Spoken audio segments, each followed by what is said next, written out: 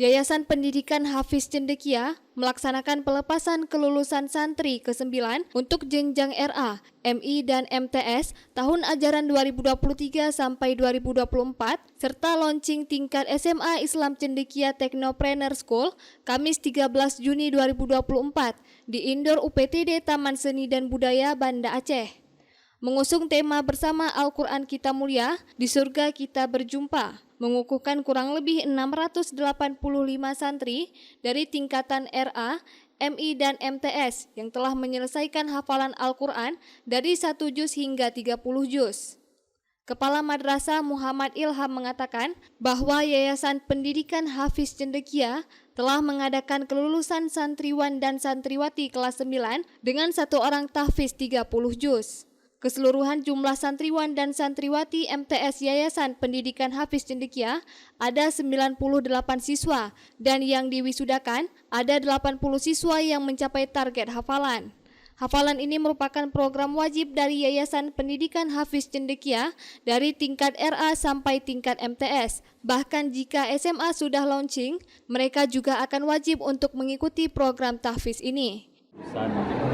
Santriwan dan santriwati, khususnya kelulusan siswa kelas 9 yang berjumlah insyaAllah kita lepaskan itu 19 santri dengan kategori hafalan yang berbeda-beda. Keseluruhan MTS itu ada 98 siswa yang diwisudahkan, alhamdulillah 80 siswa yang siap diwisudahkan yang mencapai target hafalan.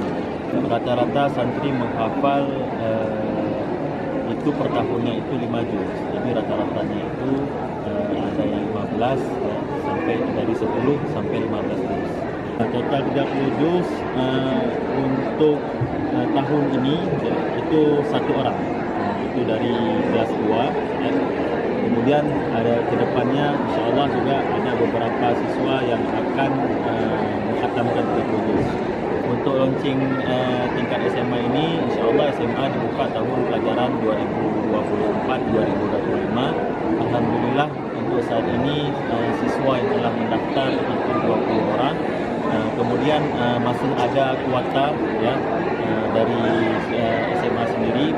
Targetnya itu siswa 40 orang dengan 2 kelas. Dalam kegiatan tersebut, para santri juga menampilkan berbagai atraksi dan kesenian yang didalami pada saat mereka berada di madrasah. Dari Banda Aceh, Lala Nurmala melaporkan untuk Puja TV Aceh.